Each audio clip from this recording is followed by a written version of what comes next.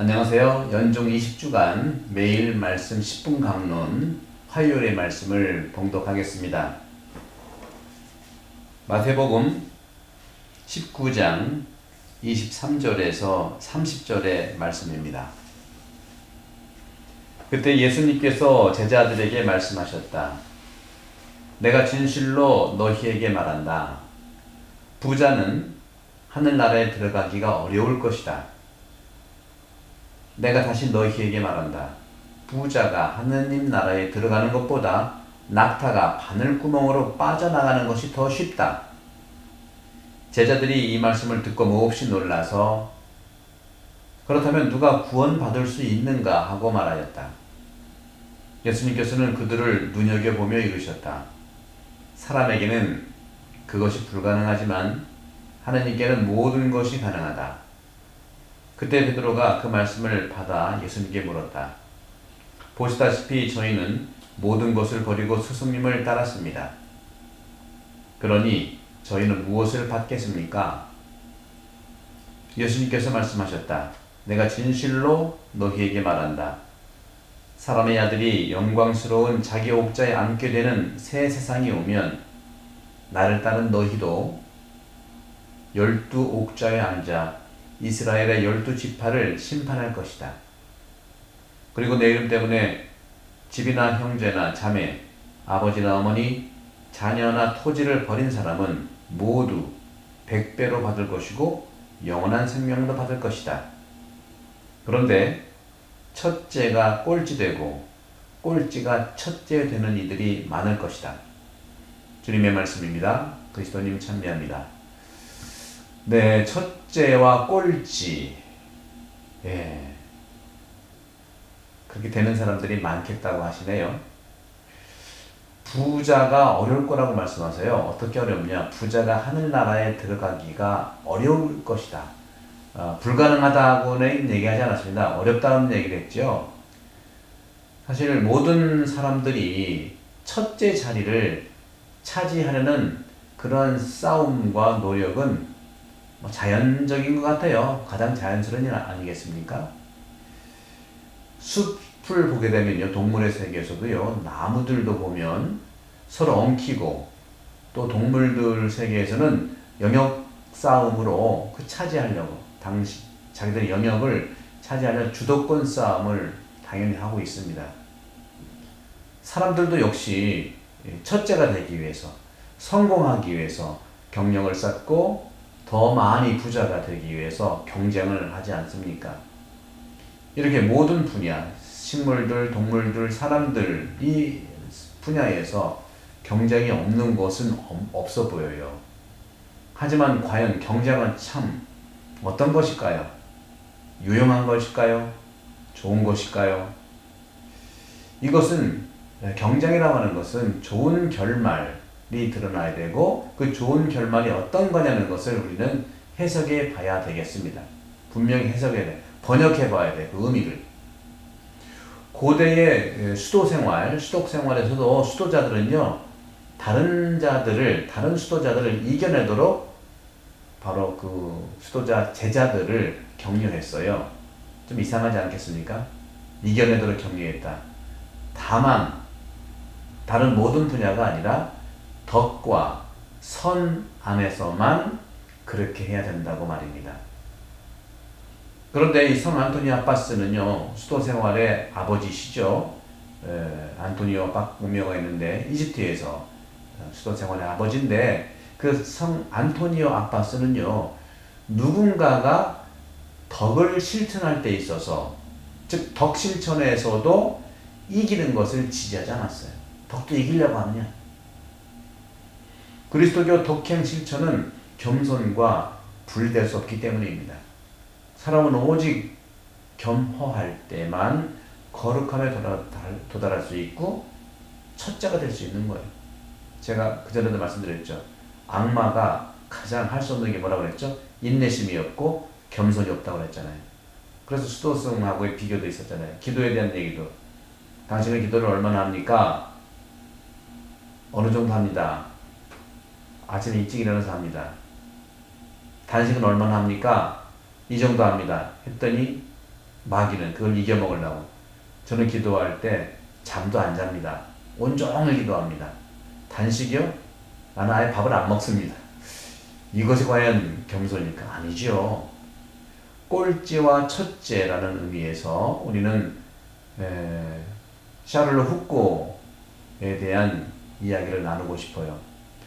샤를로 훅고는요, 예수카리타스라고 하는 그 공동체를 이제 형성하게 되었었는데, 본래 샤를로 훅고는요, 프랑스 육군 사관 생도였었어요.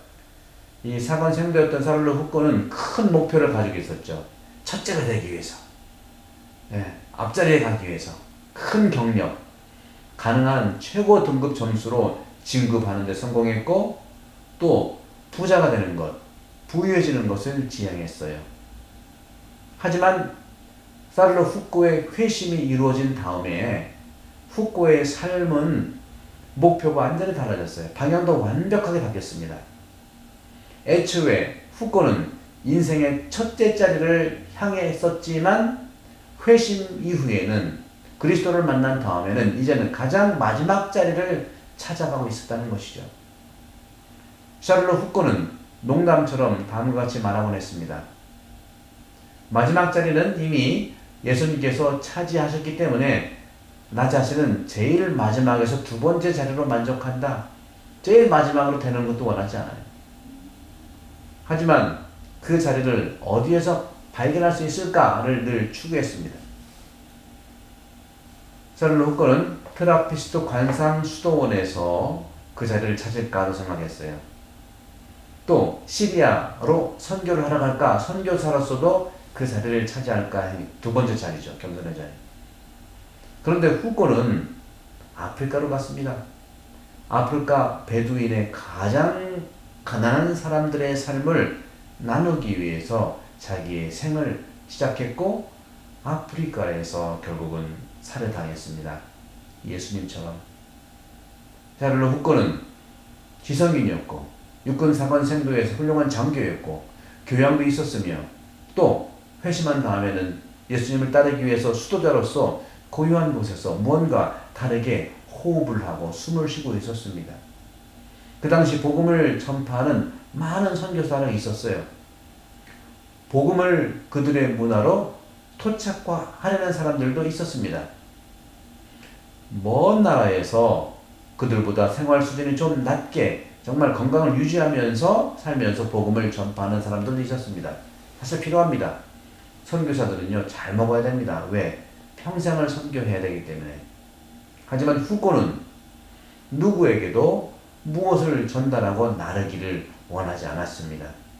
마치 우리 가운데 하나로 오신 하느님의 사람 예수님처럼, 우리처럼 되신 그리스도의 모습으로 그들의 눈앞에서 살아간 것입니다. 하느님 나라에서 첫 자리들은요, 우리가 마지막 자리를 생각하는 사람들에 의해서 차지하게 될 것을 보여주었다는 것이죠. 그를 위해서 훅고는 그저 평범한 가난한 베두인으로 살다가 세상을 떠난 것입니다. 사랑하는 형제자매 여러분, 첫째와 마지막과 첫째, 어떤 관계일까요? 마지막 자리는 정말 예수님의 자리일까요? 그의 죽음은 정말로 존재했던 슬픔과 겸손의 그러한 삶이었을까요? 그의 생 전체가 머리둘 끝 없다고 하는 그런 삶이었습니다. 마태복음 8장 20절이죠. 하지만 예수님의 이러한 마지막 삶을 이해하기 위해서는 예수님의 상황과 인간적인 현실들을 다시 거슬러 올라갈 필요가 있습니다. 언제까지? 인간 예수의 삶으로만 우리가 완벽하게 보는 것도 중요하지만 그 인간 예수의 삶을 뛰어넘는 그 뿌리가 바로 뭘까요? 바로 삼위일체 하느님의 신비입니다. 하나님께서 그 자리에 머물지 않고 인간으로 내려오신 이 삼위일체 신비, 거룩한 신비까지 우리가 올라가서 이해할 때 첫째와 꼴찌의 이 신비를 이해할 수가 있겠습니다. 매일의 삶에서 첫째가 되고자 하는 사람들은 다른 사람들에게 자신의 뜻과 자신의 원의를 잘 설명을 하면서 상대를 존중해 줘야 됩니다. 자기 뜻을 설명하지도 않고 알아듣겠지 하는 것은 겸손이 아닐 겁니다. 마지막 사람은 어떻습니까? 마지막 사람들은 역시 다른 사람들에게 부과하는 그런 것들을 할 수가 없는 사람들이에요. 마지막 사람은 그냥 마지막 사람이에요. 삼위일체 이 신비 안에서 하느님 아버지는 절대적으로 첫째입니다. 첫째죠. 그리고 그 내적인 인식과 또 하느님의 뜻이 아들 예수에게 전달된 것이고 소통된 것이고 설명한 것이죠. 이것이 중요해요. 첫째가 되는 사람들은 권세를 부리는 것이 아니라 늘 설명하고 또 상대방을 존중해 주는 것이죠. 첫째가 누굽니까? 본당심으로 저도 첫째예요. 그런 책임을 졌기 때문에 저는 많이 부족하지만 설명하려고 애쓰고 있지만 노력이 더 필요하다고 생각하면 성령께서 도와주셔야 된다고 생각해요. 집에서의 가장들, 사목위원들, 단체장도 역시 마찬가지이죠. 이런 점에서 우리는 참으로 정말로 마지막이라고 하는 이 뜻의 의미는 무엇일까? 마지막 우리는요, 첫째라고 했었던 아버지로부터 받은 것만 생각해야 되기 때문에 마지막이 될 수 있어요. 왜? 나의 것은 그대로 드러낼 수가 없는 것이기 때문에. 첫째는 드러낼 것이 많아요. 그러나 첫째가 드러낼 것은 상대방을 존중하면서 설명을 하는 것이 필요하고, 마지막은 드러낼 것이 없는 사람이 마지막이기 때문에 정말 아버지 것들을 정말 존중받는 그 첫째의 이런 생각과 첫째의 이러한 그 원의들을 잘 있는 그대로 받아들이는 것이 중요하죠. 바로 예수 그리스도가 잘 받아들인 것이죠. 아버지를 떠오른 것들을 그것만 생각한 것이 바로 예수 그리스도예요. 저도 그렇게 하려고 노력을 하고 있죠. 정말로 그렇지만 아버지로부터 받은 모든 것들 때문에 또 그것을 받아들였기 때문에 바로 아버지의 신성이 아버지가 바로 아들이 되는 것입니다. 참 이건 이론적으로 어렵다고 생각할 수 있지만 그 신비가 있는 거예요. 이 대화도 마찬가지예요. 그런 점에서 정말 우리가 살아가는 골로새서 1장 15절의 말씀이 우리에게 도움을 주는데요. 읽어볼게요. 그분은 보이지 않는 하느님의 모상이시며 모든 피조물의 마티십니다. 이런 점에서 바로 우리가 이 말씀들을 첫째를 정말 따르고자 하는 모든 사람들은 겸손의 이 놀라운 신비에 참여할 수 있는 건데, 바로 이것은 어떤 걸까요? 바로 니사의 그레고리오 성인에 따르면 높은 곳을 향해서 내려가는 것, 첫째를 향해서 내려가는 삶이 필요하다는 것이죠. 나무가 그렇지 않습니까? 나무는 뿌리가 깊어야 높이 올라가지 않습니까? 아우구스티누스 성인도 그랬었습니다. 저도 그런 점에서 깊이 있는 뿌리를 내리는 것, 겸손해지기 위해 겸손하다고 한다면 높이 올라갈 수 있다는 사실들을 우리에게 유의하는 삼습니다. 코로나 팬데믹 시기에 우리는 더 주님께 높이 올라가기 위해서 더 깊은 겸손의 삶을 살 수 있도록 강구드립니다. 성부와 성자와 성령께서는 우리 모두에게 강구하소서. 아멘.